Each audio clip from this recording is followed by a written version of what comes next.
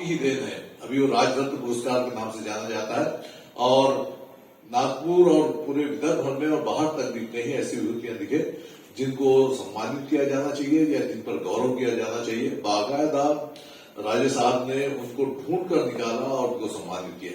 ये मेरा बड़ा सौभाग्य है। उनमें से एक मुझको भी उस काबिल समझा गया। काफी पहले की बात है, 4-5 साल पहले की बात है।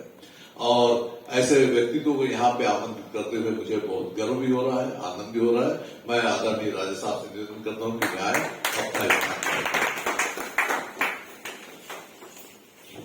एक अलग माहौल चल रहा है आजकल। असल में हमारा दुर्भाग्य है या हमारी एक पूरी पीढ़ी को वो सब कुछ देखना पड़ रहा है जो नहीं देखना चाहता कोई भी।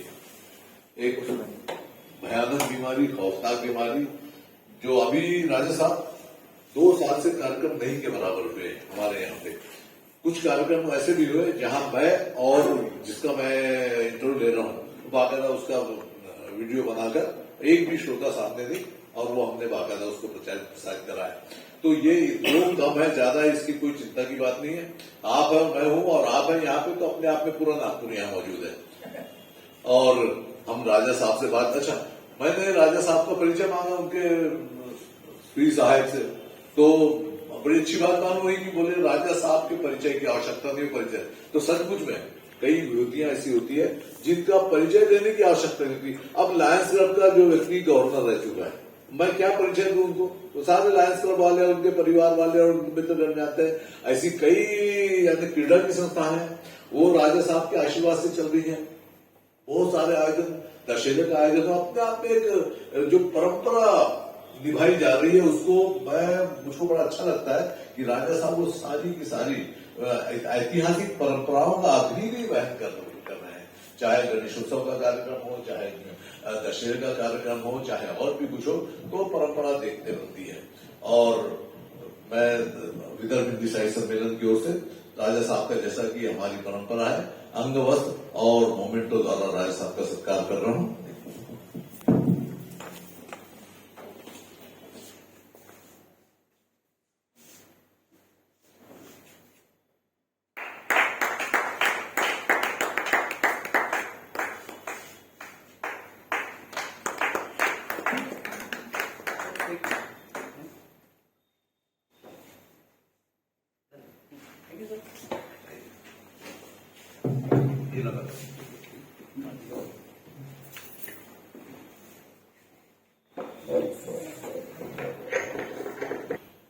रानी साहिबा के साथ कभी साड़ी वाड़ी खरीदने के लिए आप गए?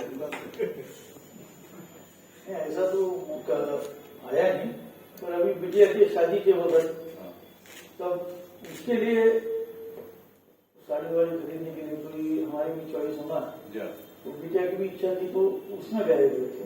तो उसके पहले आपने कभी भाभी के लिए साड़ी वाड़ी खरीद के दी नहीं लाके कि भाई आज तुम्हारा बर्थडे है? उसके लिए उनकी चॉइस के हिसाब से मंगा लेते और फिर दे देते। मंगा लेते, लेकिन जाते नहीं, मौका नहीं आया। किराना की दुकान पे भी आप नहीं गए? नहीं गए कभी। काय की दुकान पे गए बताइए? दुकान अपना जो शौक है, जैसे जानवरों का शौक वगैरह, वहाँ जाते रहता हूँ। जानवर का शौक है, कुछ पसंद आए तो लाके उनको पालते हैं। अच्छा। और ऐसे ही इसमें जाता हूँ और कोई उद्घाटन वगैरह की इसमें तो जाना ही पड़ता है, चाहे कोई यहाँ होगा। तो ये शौक बचपन से है आपको? जी। तो ये पढ़ाई कहाँ पे हुई आपकी? मेरी पढ़ाई वैसे बिशप कॉलेज में है, उसके बाद मैं राजकुमार कॉलेज में पढ़ा हूँ। अच्छा। वहां से फिर बिशप कॉलेज में पॉलिटिकल पैनल जरूर लड़ाया हूँ, घोषला हैंडल करते। जी जी। कभी यानी जो ये राजनीति या क्रीड़ा के क्षेत्र में या सांस्कृतिक कार्य के क्षेत्र में जाने की इच्छा ये कॉलेज के जमाने से थी या बाद में पल्लवित होती गई? नहीं, ऐसा है कि जिस परिवार में मैं जन्मा हूँ उसके खून में तो आपको मालूम है कि राजकारण यानी राजनीति तो है जी। और दूसरा स्पोर्ट्स का जो शौक था वो पहले से ये राइडिंग वगैरह घर में घोड़े वगैरह होने के कारण वो एक शौक तो बना हुआ था, उस कारण स्पोर्ट्स का भी शौक। तो अभी भी राइडिंग वगैरह करते हैं? राइडिंग करता हूँ, मैं रणजी तक खेल के आया हूँ। क्या बात। और हमारे पास फुटबॉल स्कूलों में, इंटर स्कूल में फुटबॉल ज्यादा हुआ करते थे, क्रिकेट बहुत बाद में आए। तो फुटबॉल में फ्रंट करके मैं खेलता हमेशा। अच्छा। मैंने ये भी सुना कि आपके घर में यानी परंपरागत एक तांगा था जी। बिटिया उसी पे स्कूल जाती थी, ये कहीं मैंने सुना, और वो कार में ज्यादा पसंद नहीं करती है, सही बात है? ये सही बात है, अभी वो टांगा है। अच्छा। और बचपन से ही वो टाटापास में थी, घर के पास था। हम बचपन में उसको घोड़े का शौक था टांगे का, तो उसी में भेजे, पर 10वीं तक उसने फिर कभी गाड़ी में जाने के लिए वो टांगे में जाती थी। और सब लोगों के लिए क्या बोलते कुतूहल का विषय होता था कि अभी भी एक राजकुमार टांगे में आ रही है। और एक विशेष ये था कि टाटा पंच में उसकी बाकायदा पार्किंग रहती थी टांगे की। अच्छा। और एक बार उसको रूटीन पड़ गई, तो वहां कोई अगर व्हीकल खड़ा करता था तो गार्ड पहले ही बता देता भैया कुछ टूट गया तो हमको बोलना, वो घोड़ा डायरेक्ट आके यहाँ घुसे, तो डायरेक्ट वो टांगा वही जगह पे जाता था, टू व्हीलर रहे कुछ रहे वो सब करके वही जाता था। अच्छा, आपके घर में परंपरागत हथियार भी बहुत रहे होंगे पुराने जमाने के, तलवार ये वगैरह वगैरह, बंदूकें, तो कभी आप प्रयोग करते थे उनका, या कभी चलाना वलाना सीखा उनको?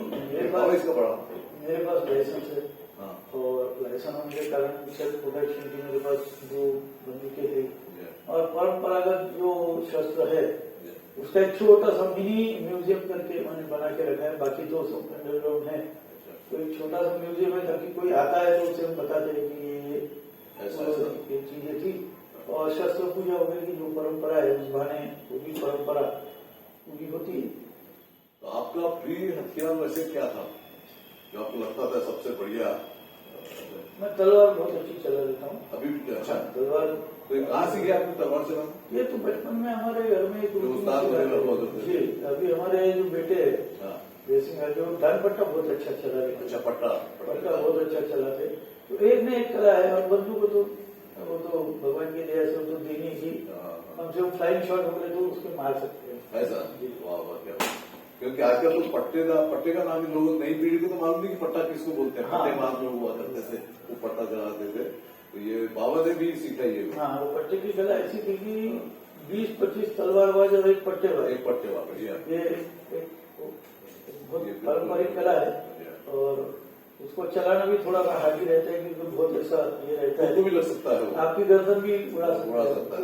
तो पट्टे का खेल है, तो एक परंपरा बनी हुई थी और चल रही है। तो ये कॉलेज तक तो खैर आपने कॉलेज वगैरह कर दिया, उसके बाद का वक्त क्या गया? कॉलेज के बाद में क्या किया फिर आपने? कॉलेज के बाद जैसा एक सोशल जीवन एक शुरू किया कि कहीं कुछ जरूरत हो, जहाँ कुछ अपन कर सके ऐसी चीजें अपने करना चाहिए, क्योंकि फैमिली बैकग्राउंड था और पिताजी वगैरह का सब कहना था कि अपन ऐसे घर में है तो लोगों के बीच रहना चाहिए, तो उनकी जरूरत अगर पूरी होती है तो आप लोगों ने करना चाहिए। ये राजकीय विषय अलग होता है, पर सामाजिक जो सेवा है वो जरूर होनी चाहिए। और वही चीज है कि जो हमको आगे लाया, और उस कारण ये सब चीजें एक सामाजिक सेवा करने का जो मन में आया, और आगे उस सेवा हम करते हैं, चाहे वो जो भी क्षेत्र में हमारे से जो बन पड़ता है वो करने का प्रयास। तो उसके बाद में कोई संस्थाएं वगैरह बनाई, कुछ अलग अलग प्रकार की संस्थाएं बहुत बनी हुई है, संस्थाएं बहुत बनी हुई है। और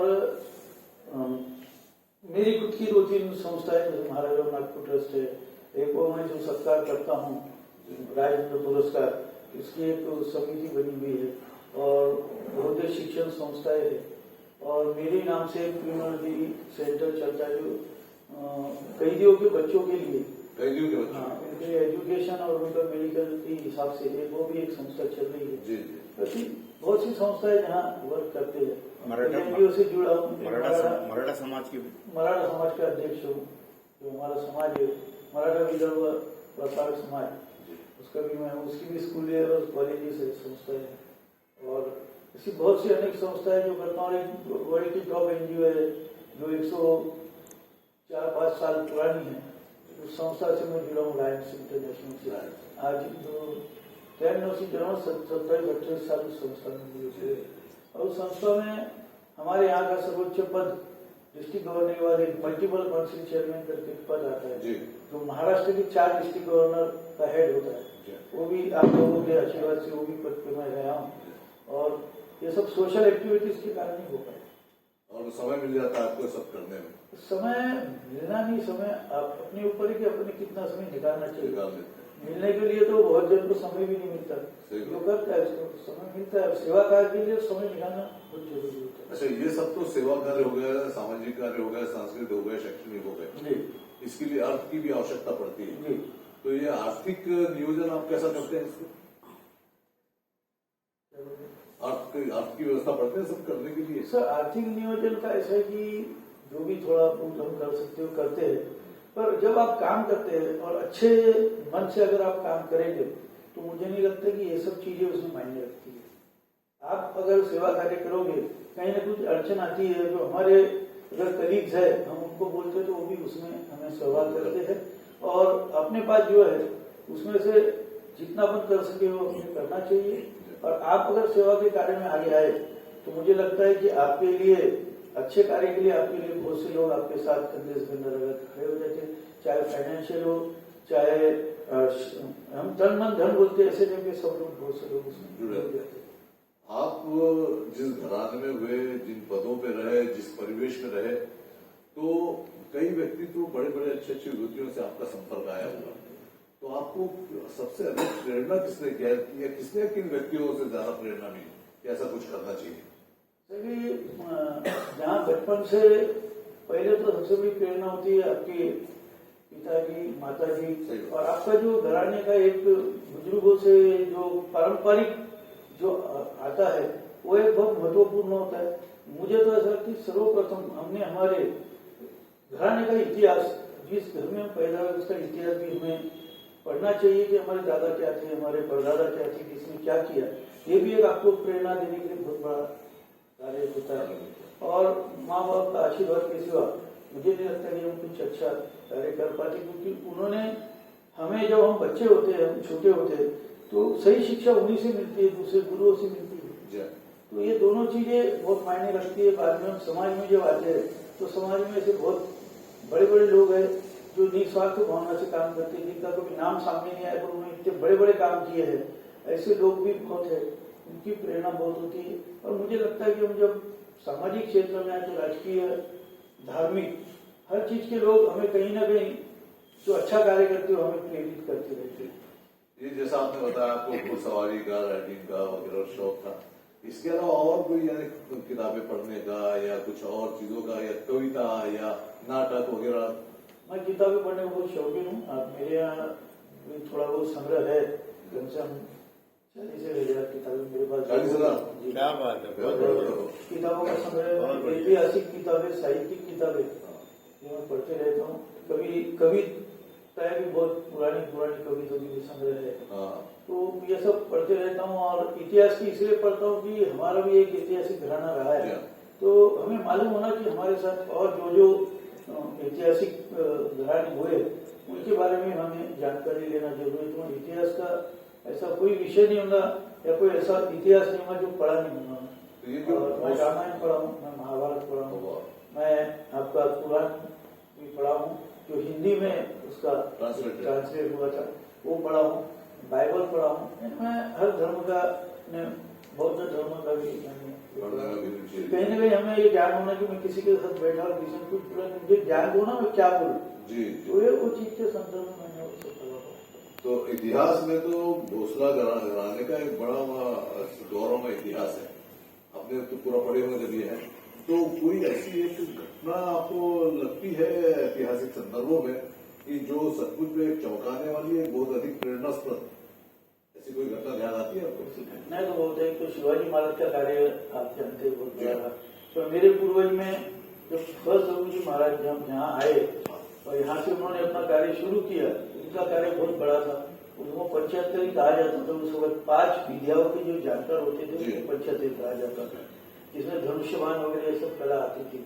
और आप जानते थे तब ये विदर्भ, ये जो भाग था ये पूरा आदिवासी भाग था, यहाँ धनुष्यबाण के सिवा कोई दूसरा चलता नहीं था।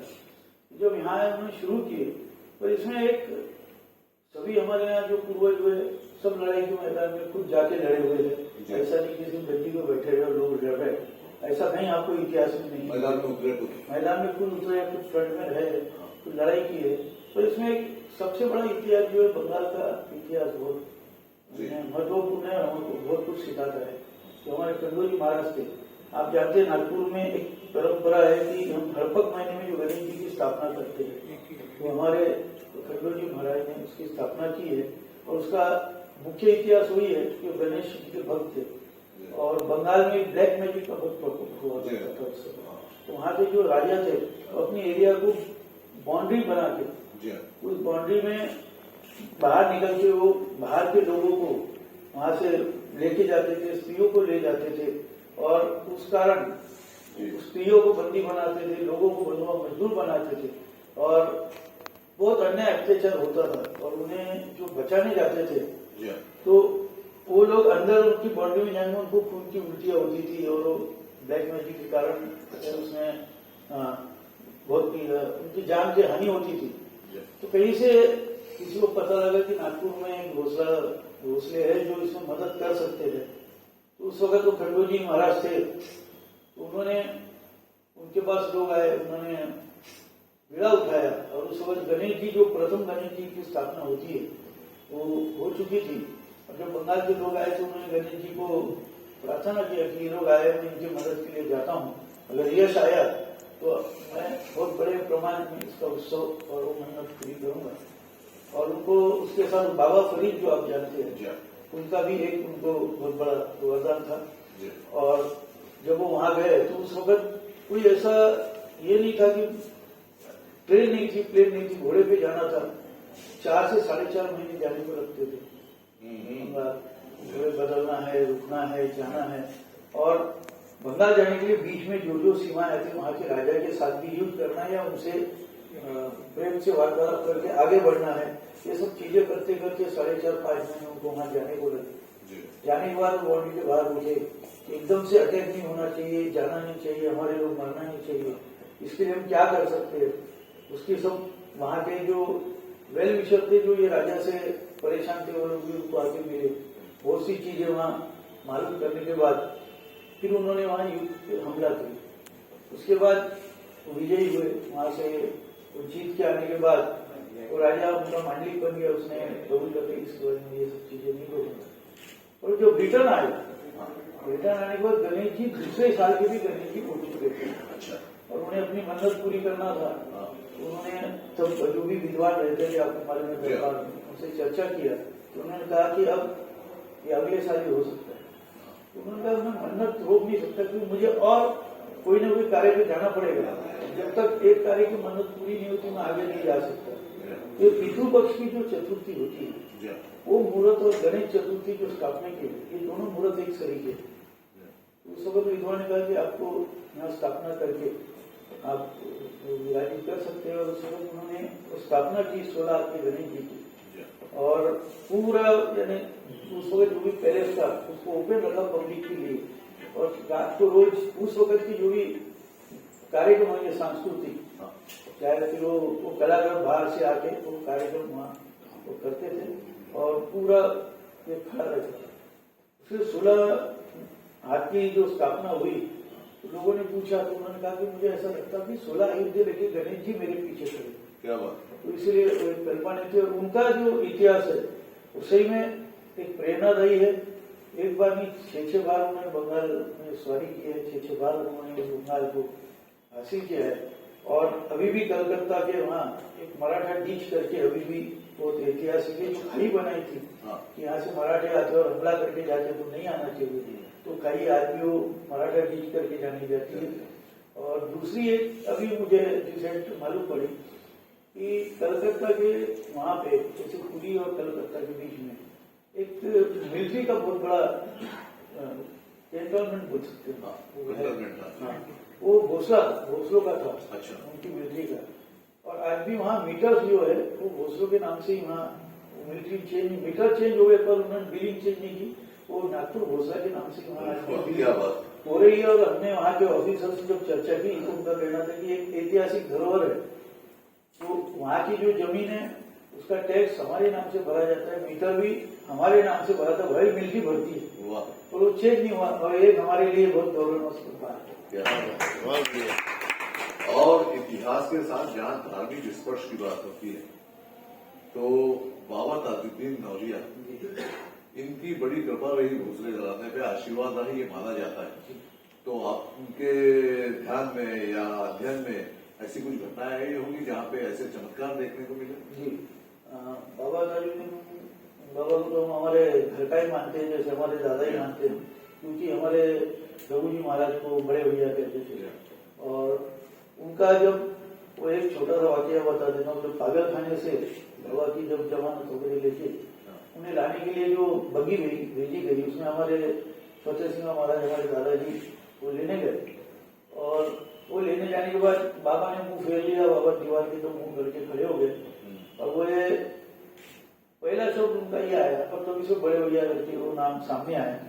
बोले बड़ा है तो क्या हो गया, मेरी जमानत लिया, मेरे को छोड़ दिया तो लेने नहीं आ सकता क्या? बच्चे को भेज दिया, क्या बड़े भैया को मैं नहीं आता। तो ये वो वाक्य है। उसके बाद तब तो शायद 2-3 जिला में फोन थे, जैसे पहले से फोन था, पागल खाने में फोन था, वहां से हमारे दादा ने फोन किया, बताया ऐसा ऐसा बोल रहे। तो रघु जी महाराज बोले मेरे को यही देखना था।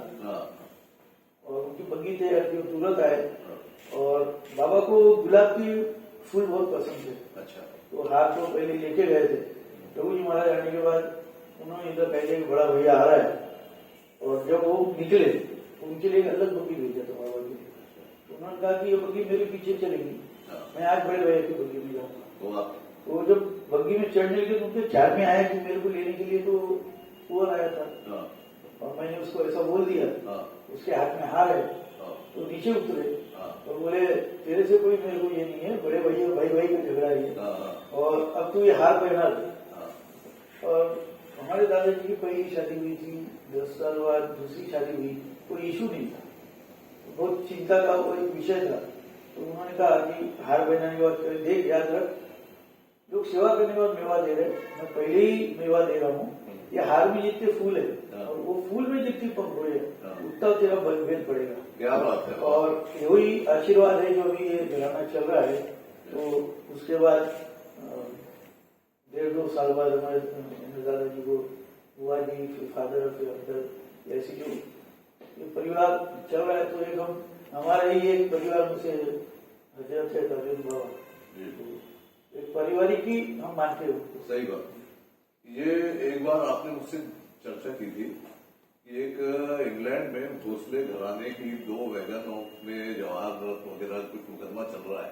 आपने बताया 3री या 4थी पीढ़ी ये मुकदमा लड़ रही है। तो मुझको बड़ा रोचक लगा था, मैं चाहता हूँ थोड़ा बहुत हमारे लोग भी जान बतलाते हैं। तो जब युद्ध होता है तो जो भी हारता है उसका खजीना ले जाने का अधिकार सबको होता है, पर स्त्री धन उस वक्त भी लिया नहीं। वो परंपरा आज तक भी, जब आप इनकम टैक्स की रेट पर से कुछ परसेंट का स्त्री धन उसको छोड़ा जाता है, तो उस वक्त भी ये परंपरा थी। और मुझे लगता है कि बहुत से जो जानकार राजा लोग थे वो ज्यादा धन अपनी स्त्रियों के पास ही रखते थे, ताकि कुछ हो तो स्त्री धन बचे और हम हमारा फिर से कुछ कर सके। तो नागपुर के जो हमारी घराने की जितनी भी रानियां थी उनके पास स्त्री धन तो था। तो ब्रिटिशर की युद्ध में उन्होंने स्त्री धन को भी लूट लिया, ब्रिटिशर्स ने। और क्योंकि उनको एक सबसे परेशानी की बात ये थी कि सबसे बड़ी लड़ाई नागपुर के भोसले के साथ उनको लड़ना पड़ा, क्योंकि अटक से कटक जो नागपुर का एक साम्राज्य था, वो अटक से कटक सूर्य अस्त से सूर्य उगने तक का हर बॉर्डर पर उनको युद्ध करके नागपुर के अंदर, यानी नागपुर के भोसले पर आक्रमण करना था। तो एक बहुत बड़ा युद्ध का पीरियड, बहुत बड़ी नुकसान उनकी हुई। जैसे जनरली उन्होंने जहाँ युद्ध किए 2-3 दिन में उनका होते रहा, 2-2.5 साल लगे उनको नागपुर के भोसला तक पहुंचने को। और इसलिए वो इतने छिड़ गए थे, उन्होंने पैलेस को आग लगा दी। इसलिए जितना था इतना इनको ऐसा करना है कि वापस उठ के खड़े ना हो, वापस शक्ति ना आए, करके उन्होंने स्त्री धन को भी लूटा। और एक कुछ अच्छी बातें भी उनमें थी जो मानना पड़ेगा कि हर चीज वो लिख के रखते थे। तो उस कारण जब भी वो लिखा गया तो उसमें देखा गया कि एक बुक ऐसी बनी जिसमें पूरा स्त्री धन का उल्लेख किया गया, और बाकी का वो बुक हमारे बहुत काम की रहेगी। स्त्री धन के ऊपर हम एक्शन कर सकते हैं। और उस वक्त जो हमारे 4th डिवीजन पिताजी थे, तो उस वक्त एक ब्रिटिश ऑफिसर ने उनको कहा था कि आप ये क्लेम कर सकते हैं, तो आप करना चाहिए। तब से वो इंग्लैंड में वो केस चालू है। उस वक्त लॉर्ड्स बैंक करके वहाँ बनाई गई थी, वो पूरी नागपुर के घोषणा के फंड पे थी। वो राजा को लॉर्ड कहते, रानी को लॉर्ड कहते कि भगवान मानते। तो अभी वो बैंक का थोड़ा अप्रूवल होकर लॉर्ड्स बैंक बन गई है। तो और वहाँ पे एक ऐसा स्टोन है जिसको दरिया गुड़ कहते हैं। आपने कोहिनूर का नाम सुना है? कोहिनूर से 3 टाइम्स बड़ा स्टोन है, उसको दरिया गुड़ है। दरिया में समंदर, और आप उसकी समंदर की बॉर्डर नहीं मालूम कर सकते, वैसा दरिया गुड़ उसका नाम है। और उस वक्त 21 वैगन चांदी, 21 वैगन चांदी और 9 वैगन सोना और 3 वैगन हीरे जवाहरात जो है वो स्त्री धर्म। बाकी का छोड़ यानी कितना होगा ये आप सोच सकते हैं। ये स्त्री धर्म उस वक्त वो लेके गए और उस स्त्री धर्म के ऊपर केम चालू है। उसमें का कुछ परसेंट हमको दादाजी की वक्त मिला था, जिससे हमने घोषला देवस्थान ट्रस्ट बनाया जी, और वो ट्रस्ट के नाम से हमने वो रखा हुआ है। और बाकी फंड के लिए भी केस चालू है। वो 7 स्टेप में केस होती है। अच्छा, तो 4 स्टेप हम वहाँ सक्सेस हो चुके हैं। 4 स्टेप हो गए, 3 बाकी। अब ये 3 में 5th स्टेप थी, जिसमें इंग्लैंड के रानी को फर्स्ट टाइम इतिहास में कि मैंने कोर्ट में बुलाया था। अरे वाह, इसका बहुत बॉम्बे दिल्ली में इसकी बहुत चर्चा हुई थी, क्योंकि हेरी के वक्त मुझे वहाँ बुलाया गया था। अच्छा, 4th इसमें हमने एक डॉक्यूमेंट पेश किया था कि रानी ने उस वक्त ऑर्डर कर दिया था कि ये जो स्त्री धन लाया गया बाय मिस्टेक लाया गया है, इसको रिटर्न करना चाहिए। और उसके बावजूद तो रिटर्न नहीं हुआ। वो लेटर भी हमारे लिए बहुत महत्वपूर्ण है। और उस वक्त जो केस होने के बाद जब मैंने वो सवाल वहाँ पे हमारी गांधी फर्म करके वहाँ केस देख रही है, जो गांधी जी के मेरे ख्याल से नाती है। अच्छा, उनकी वहाँ गांधी फर्म। अच्छा, वहाँ पे एक सॉलिसिटर फर्म चलती है जो 7 वकील की रहती है। अच्छा, आप एक वकील को भी हायर करोगे तो आपको 7 वकील की फीस देना है। तो वो फर्म के साथ चलिए उन्होंने बहुत मेहनत की और ये पॉइंट उन्होंने कहा कि आप रखना। तो ये पॉइंट वहाँ रखा और मैंने कहा कि उन्होंने कहा कि ये लेटर के लिए हम रानी से पूछेंगे कि इनके जो भी 4 फादर्स उनके सिग्नेचर ओरिजिनल है, क्योंकि कोर्ट तो वो सिग्नेचर ओरिजिनल लेके नहीं जान सकता था। तो उन्होंने कहा कि हम कल आप 2 दिन रुकिए, हम पहले टाइम देंगे रानी का, रानी जब फोन देंगी तो हम जाएंगे, उनसे पूछेंगे और बाद में हम इसका डिसीजन देंगे। तो अचानक मेरे मन में ऐसा आया और मैं बोल पड़ा एकदम से। एक्चुअली वो सक्सेस भी हो गए थे तो कंटेम भी कर सकते थे। तो मेरे वकील भी थोड़ा सा ही हो गया था कि मैंने कहा कि मैं नागपुर से एक रॉयल फैमिली का यहाँ आ रहा हूँ और मेरे प्रॉपर्टी के लिए आ रहा हूँ, कोई चोरी उचलती की प्रॉपर्टी मुझे नहीं आ रहा हूँ। और जो मेरे प्रॉपर्टी के लिए मैं एक रॉयल फैमिली होकर आ रहा हूँ, तो आपकी रानी जो हमारा लूट के लाई वो अपनी सिग्नेचर वेरिफिकेशन करने को कोर्ट में क्यों नहीं है? क्या बात है। अगर इसके बाद मैं तो अभी रुक नहीं सकता, मैं जाऊंगा। और इसके बाद अगली डेट पे अगर आना है तो फिर कोर्ट ने मेरे यहाँ आके कुछ आदमी भेजना चाहिए और मेरे से सवाल जवाब इंडिया में आके नागपुर में करना चाहिए। तो मैं इतना जो इंडिया से यहाँ आ सकता हूँ, यहाँ की रानी क्यों नहीं आ सकता? तो थोड़ा सा हमारे वकील ने भी उस पॉइंट को ये किया, तो जज नाराज हुए उस टाइम में। और आखिर में कहीं ना कहीं वो कंसिडर हुआ। उन्होंने कहा कि हम इस बारे में रानी से बात करते हैं, बाद में आपको बता दें। मैं रुका 2 दिन, शायद उन्होंने चर्चा किया रानी से, तो उनका बहुत अच्छा रिप्लाई आया और उन्होंने उसको एक्सेप्ट किया। फर्स्ट टाइम ऐसा हुआ कि इंग्लैंड के कोर्ट में रानी आई है, पर प्रोटोकॉल जो उनका मैंने देखा, उनके आधे घंटे के खर्चे के लिए नियर अबाउट 60 to 65 लाख रुपए इंडियन करेंसी खर्चा हुई है, क्योंकि रेड कारपेट मुझे वहां से कोर्ट का होगा। उसके बाद कोर्ट में आई, उनके स्पेशल चेयर लगी, पर जज उनके सामने बैठे नहीं बता। तो एक ये था उनका रिस्पेक्ट। दूसरा, जब उनको बिठाया गया, उन्होंने पहले कहा था जिस प्रकार से मेरी चेयर रहेगी वैसी चेयर इनको देना, उन्होंने वो रिस्पेक्ट भी किया। तो ये अपने लिए बहुत बड़ी बात की। इंग्लैंड की रानी ने अपना इतना बड़ा रिस्पेक्ट किया और कोर्ट में आई, तो वो बात ऑल ओवर इसमें बहुत। और उन्होंने नाराजी भी कोर्ट के ऊपर बताई कि ऑलरेडी जब मेरी 4 फादर ने लिख के उस वक्त दिया था, तो इतना हरेसमेंट क्यों होना चाहिए था, ये इमीडिएट वापस होना चाहिए। उन्होंने लिख के दिया और उनके कारण अभी अपनी जो फॉर्मेलिटी है वो चल रही है। शायद मेरे बनी हमारे 10-15 साल में यानी हमारे हरियाणा में भी वो चीज आ जाएगी। वो अगर सब आता है तो मुझे लगता है कि इंडिया में फिर से नागपुर घोषला ये कुछ के इसके ऊपर टॉप में रहेगा, क्योंकि बहुत बड़ी रही नहीं है गवर्नमेंट को, क्योंकि वाइट है सब और उसका टैक्स है गवर्नमेंट को बहुत है। पर अभी तक इंडियन गवर्नमेंट उसमें हस्तक्षेप नहीं करती थी। नेहरू जी को भी लेटर गए हैं, इंदिरा गांधी हर एक को गए, उन्होंने नहीं।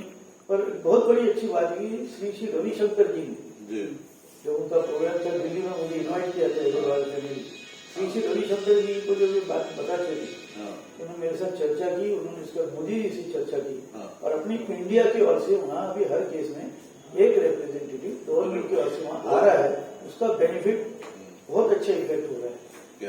बहुत जल्दी वो आने की संभावना। हमारी सदिच्छा है, शुभकामना है कि ईश्वर इसमें आपको सफलता दे और फिर से एक बार नागपुर पूरी चर्चा में आ जाए। और मुझे बड़ा ये हो रहा है कि एक दुखद घटना है, सागर खलीवाला जी की बहन जी नहीं रही, उसके बाद भी आज वो उनका अभी शायद दफनाने का समय है, पर उसके बाद भी उन्होंने समय लिया था और आज वो उसका इंटरव्यू ले रहे। एक सच्ची है, एक साहित्यकार बोलो या एक जिसके ऊपर जिम्मेदारी छोड़ी गई है, एक उनकी जिम्मेदारी के नाते ये इतने दुख के घड़ी में भी आज यहाँ आपने इंटरव्यू लिया, इसके लिए मैं आपका आभार व्यक्त करता हूँ कि ऐसी ये घड़ी में बहुत से लोग ऐसे होते हैं जो कार्यक्रम रद्द करते हैं और उन पर आपने ये कार्यक्रम लिया, मुझे यहाँ मौका दिया आपने, तो आपका बहुत बहुत शुक्रिया। एक छोटा सा सवाल, ये तो खैर आप ऐसे जगह आपका पैदाइश हुई और ऐसे वातावरण रहे जहाँ ईश्वर कृपा से कभी किसी चीज की कमी की आपको एहसास भी नहीं हुआ।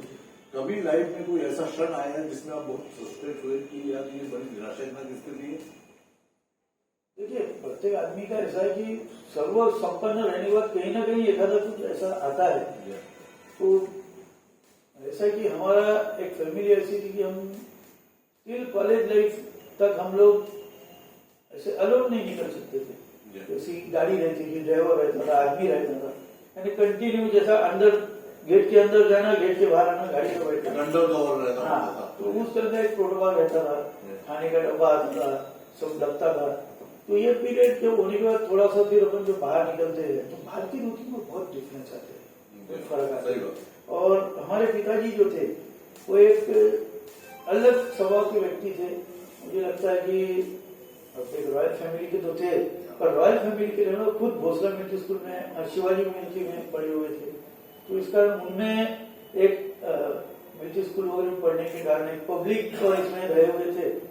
तो एक उन्होंने जब हम उम्र में आए तो उनका एक शब्द था, देखो हम रॉयल फैमिली के सब है, आप रिस्पेक्टली पब्लिक में रहो और कार्य रिस्पेक्टली करो। पर मैं आपको भी इसके बाद ज्यादा नहीं समझाऊंगा, क्योंकि बाप का जूता बेटे के पैर में आ गया तो दोस्त बन जाता है।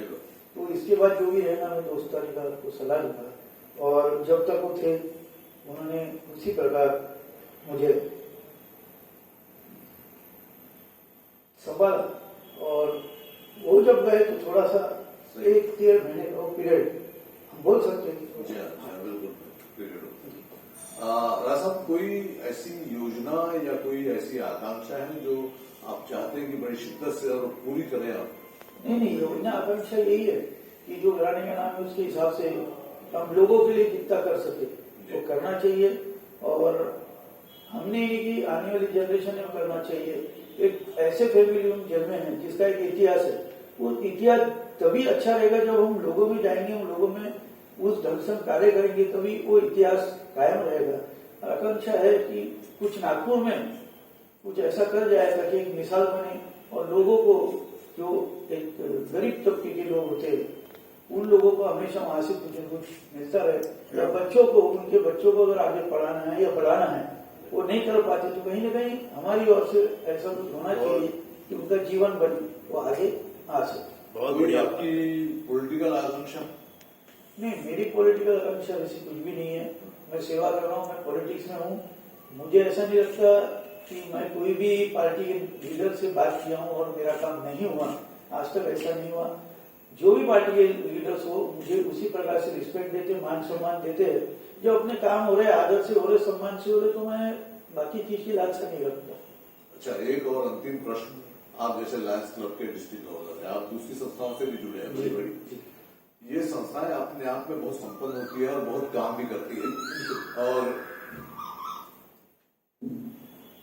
करती है, तो आप क्या ऐसा कुछ समझते हैं कि जो इतने जैसे लायंस हो गए, जेसीस हो गए, रोटरी हो गई, ऐसी संस्थाएं जिसमें बड़े बुद्धिजीवी लोग भी होते हैं, अच्छे लोग भी होते हैं, ये समाज के लिए कुछ और बढ़िया ढंग से कर सकते हैं? जी, अब बहुत कुछ कर सकते हैं। हमारे जो फंड्स आते हैं वो इंटरनेशनल से, वो जो पीआर फंड आता है बहुत बड़ी ग्रांट्स आ सकती है, पर हम प्रॉपर वे से, मुझे एक दुख है कि मैं भी वही अपेक्षा से वहां था, पर हमारे यहाँ ऐसा हो गया कि सोशल इसमें पॉलिटिकल बहुत ज्यादा होता है। जहाँ पॉलिटिक्स घुसता है वहां कहीं ना कहीं थोड़ा सा हार्म जरूर होता है, और वही चीज शायद ब्लैक बोलो, रोटी बोलो, इसमें ऐसी कुछ चीजें भी आ रही है। ये चीजें अगर खत्म हो तो मुझे लगता है कि इससे बेस्ट एनजीओ कोई हो नहीं सकती, और इससे अच्छा कार्य करने के प्लेटफॉर्म कुछ हो नहीं सकता, क्योंकि ये संस्था में जुड़े हुए लोग हैं वो हर तबके के लोग जुड़े हैं, हर नॉलेज के लोग जुड़े हैं। यहाँ साइंटिस्ट भी है, यहाँ कलाकार भी है, यहाँ डॉक्टर है, यहाँ वकील है, यहाँ बड़े बड़े उद्योगपति जुड़े हैं। इनका जो बेनिफिट हमने समाज के लिए लेना है वो हम ले नहीं पा रहे, कहीं ना कहीं हमारे स्वार्थ के कारण, ऐसा मुझे लगता है। और ये 100 साल पुरानी ऐसी लायंस है, रोटरी है, ये दोनों संस्थाएं 100 साल से ज्यादा पुरानी, ये बहुत कुछ कर सकती है। और मुझे लगता है कि आने वाली पीढ़ी, हम जो बोल रहे हैं हमारे अनुभव से, लियो जो हमारे लायक बनते हैं उन्होंने थोड़े पॉलिटिक्स से दूर रहे, तो मुझे लगता है कि बहुत अच्छा कार्य कर सकते हैं। आप हमारी यंग जनरेशन को कुछ मैसेज देना चाहते हैं? बस यंग जनरेशन को यही बताना चाहता हूँ कि उनमें जो भी गुण है, अच्छे गुणों को उन्होंने आगे लाना चाहिए, पढ़ाई हो, खेल हो, बाकी क्षेत्रों में। और आप जो कार्य करें उसके साथ आप किसी की मदद करो, एक सोशल वर्क भी आपके होना चाहिए। पैसा ये जरूरी नहीं सोशल वर्क करने के लिए, आप अपना खुद का वर्क भी उनके लिए देंगे, इससे 2 शब्द अच्छी उनके हेल्प के लिए कहीं आप आह्वान करोगे तो मुझे लगता है आपके पास पैसा नहीं, पर कोई पैसे वाला आके आपकी मदद कर जाएगा। तो यंग लोगों ने ये कार्य संभालना चाहिए, ऐसे मुझे लगता है। डॉक्टर साहब, एक निवेदन राजा साहब, मतलब एक बार अनुभव आया था, कोरोना से जंग एक किताब हमने प्रकाशित की थी, अविनाश के साथ में हम घर गए थे, बिल्कुल 1 सेकंड नहीं लगाया उन्होंने, और जो भी हमने कोरोना योद्धाओं को सत्कार किया था उसका जो मूल्य लेकर वो किताब देनी, मैं आऊंगा बहुत जल्दी आपको वो किताब देने का मेरा वादा अधूरा आ गई है वो किताब छप के।